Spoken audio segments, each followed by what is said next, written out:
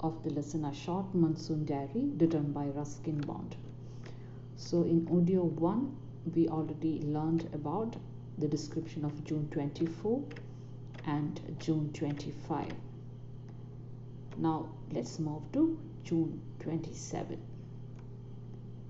The rains have heralded the arrival of some seasonal visitors, a leopard, several thousand leeches. Yesterday afternoon, the leopard lifted a dog from near the servants' quarter below the school. In the evening, it attacked one of Biju's cows, but fled at the approach of Biju's mother, who came screaming imprecations. As for the leeches, I shall soon get used to little bloodletting every day. Other new arrivals are the scarlet miniwits. The females are yellow, flitting silently among the leaves like brilliant jewels. No matter how leafy the trees, these brightly colored birds cannot conceal themselves, although by remaining absolutely silent, they sometimes contrive to go unnoticed. Along come a pair of drongos, unnecessarily aggressive, chasing the miniwits away. So what is said here, June 27th? The rain brought with itself the news of the arrival of a few occasional visitors. So some visitors. Visitors here refers to some animals or creatures. What were the animals or creatures, children? Leopard and quite a few thousand leeches. Leeches, you know, worms. Worms that sucks blood sucking parasites, so that they are called as leeches. Then on the afternoon of the day before, what happened? The leopard picked up a dog from near the servants' quarter, which was below the school.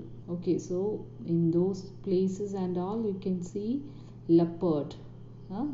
They came to the servants' place, which was just below the school. And it took one of Biju's cows. And what happened at the time? On the afternoon of the day before, so the writer is telling that on the day before, that is yesterday, what happened? Leopard picked up a dog. My God, that leopard came and it picked a dog, servant's dog. Then this evening also, it tried to attack Biju's cows. But what happened? Biju's mother came screaming and it ran away. Then with the leeches, on the other hand, the writer says that he must get used to losing a little blood to them every day. So the writer is used to these leeches. There are thousands of leeches all the day, every day he's getting bloodletting. That means this writer is used to the bite of leeches. He mentions a few other names that arrived with the rain, such as the scarlet miniwits, bright red birds that look like a cuckoo. However, their female counterparts are yellow in color. Females, they are yellow in color, and they move swiftly and lightly among the leaves, giving the appearance of a brilliant jewels around them. Okay, so scarlet miniwits means red bird like a cuckoo. Flitting means moving swiftly and lightly. Okay, they are just like brilliant, bright jewels. So just imagine how beautiful those birds are. These birds are so bright in their color. Then how many leafy the tree is.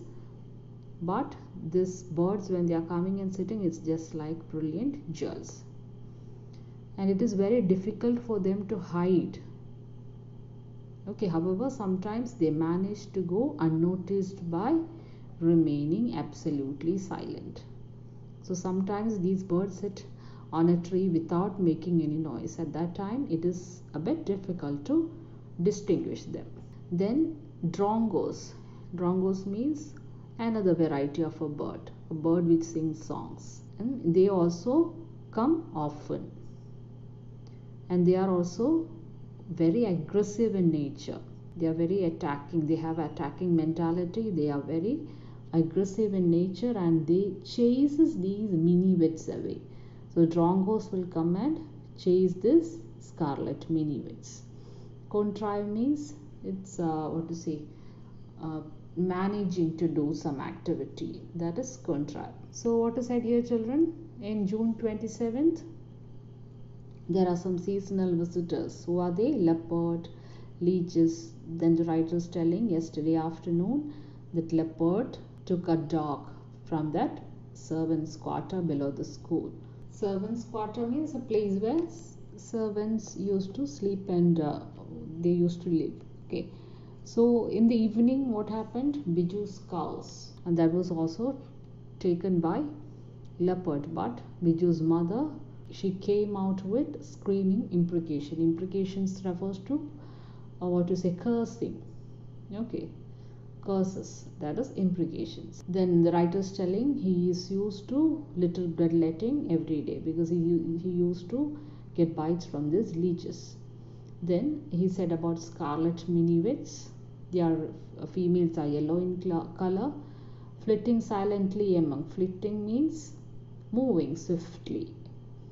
Okay, like brilliant jewels. Then they cannot conceal, they cannot hide themselves also by remaining absolutely silent. Sometimes contrive to go unnoticed.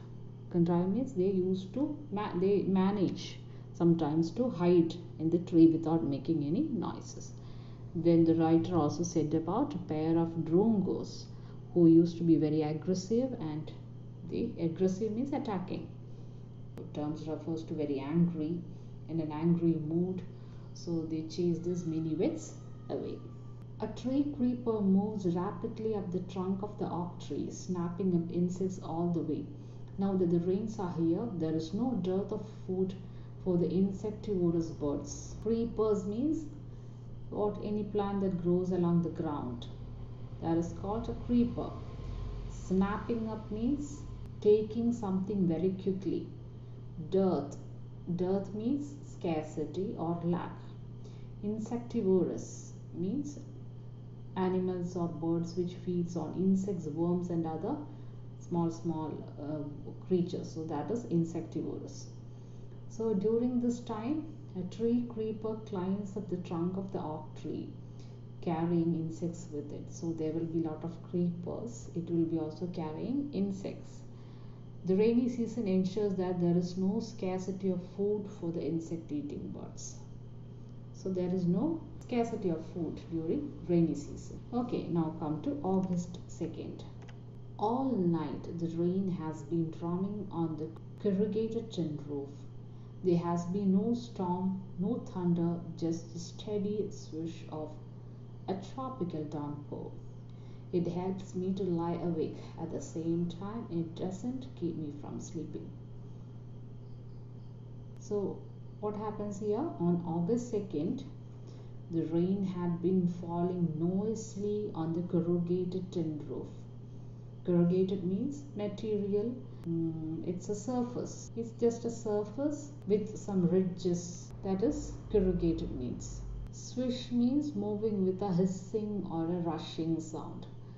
So what happened? There was no storm or thunder, just the smooth falling of raindrops. So what happened? It made it easier for the author to lie awake. However, at the same time, it didn't prevent him from falling asleep. So a lot of time, this noise of the rain falling on the material of or a surface, he couldn't sleep for a long time. But after some time, he was used to, and he just fall asleep. We are also like that, is it? On rainy season, sometimes for a long time we won't sleep because of the noise of the rain, but after some time it gets used and we fall asleep. And it's a good sound to read by the rain outside, is it? The quiet within. Then there will be, in some places there will be uncountable leaks. There is feeling of being untouched by, and yet we are in touch with the rain. So here in this particular explanation part, we can see that the sound of the rain creates a very good atmosphere for reading within the rain outside in silence. He mentions the usual leaks from the tin roof, and how they give you the feeling of having touched you by keeping you untouched. Is it the roof, the leaking water from the roof? It just come out, water coming through that leakage. That is also enjoyable by the writer. Writer is telling that that's also very enjoyable thing. Now let's go to the next one. August 3rd. The rain stops. The clouds begin to break up. The sun strikes the hill on my left. A woman is chopping up sticks. I hear the tinkle of cowbells. In the oak tree, a crow shakes the raindrops from his feathers and caws disconsolately. Water drips from a leaking drain pipe, and suddenly, clean and pure, the song of the whistling thrush emerges like a dark, sweet secret from the depth of the ravine. So, what is said here, children? As the rain stops on 3rd day of the August, the cloud is separating and giving way to the sun on the writer's left. So, writers on the left side of the writer, he could see that the clouds are getting separated and it is giving way to the sun. Then the writer saw a woman is cutting sticks into smaller pieces, and he could also hear the tinkle of cowbells. The tinkle sounds of the cow's bells can also be heard. Then a crow sitting on the oak tree. It is shaking its head to get away with the raindrops on its feathers, and it is cawing unhappily, and water dripped from the leaking drain pipe that carried off rainwater from the building. Everything is settled, and the pure song of the whistling thrush could be heard like a dark, sweet secret from the depth of the valley. Okay, so what is said here? Chopping means cutting into small pieces. A woman is chopping up sticks. Chopping up sticks means she is cutting, that particular lady is cutting sticks. And he could hear the tinkle of cow bells, the bells which is put around the neck of the cow, the tinkling sounds. He could hear that. In the oak tree, a crow shakes the raindrops from his feathers and caws disconsolately. Disconsolately means unhappily. Then he could also see the water drips from the leaking pipe, drain pipe. Water is leaking from a drain pipe, and suddenly, clean and pure, the song of the whistling thrush. Thrush means a bird.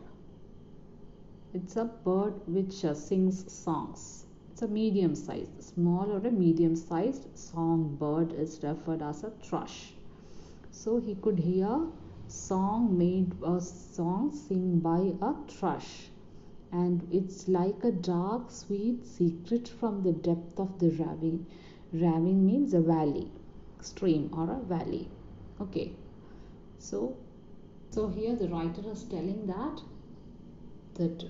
music produced by that particular bird is like a stream which flows through a valley. So the writer is comparing the song produced by thrush. Thrush means a small bird, a bird which sings songs.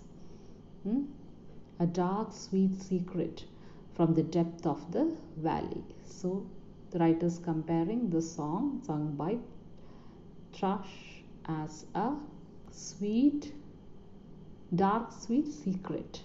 Now let's come to the next one. August 12th. Endless rain and a permanent mist. We haven't seen the sun for 8 or 9 days. Everything damp and soggy. Nowhere to go. Pace the room. Look out of the window at a few bobbing umbrellas. At least it isn't cold rain. The hillsides are lush as late monsoon flowers begin to appear. Wild balsam, dahlias, begonias, and ground orchids. So children, by August 12th, the hills has been experiencing continuous rain and permanent mist. Okay, and they had no seen the light of the sun for about 8 to 9 days. So everything in the surroundings, it was all slightly wet and moistened, and nobody could go anywhere. I said, when this, what to say, climate is so harsh, nobody can go outside, and the only option was to move to and fro in the room. You have to move from this room to that room to this room. So your movement has been restricted because of the bad weather. And one could just look outside the windows of, and he could see few umbrellas moving suddenly. So very few umbrellas here and there he could see moving. And the writer was pleased, happy that it was not very much rain or it was not cold rain.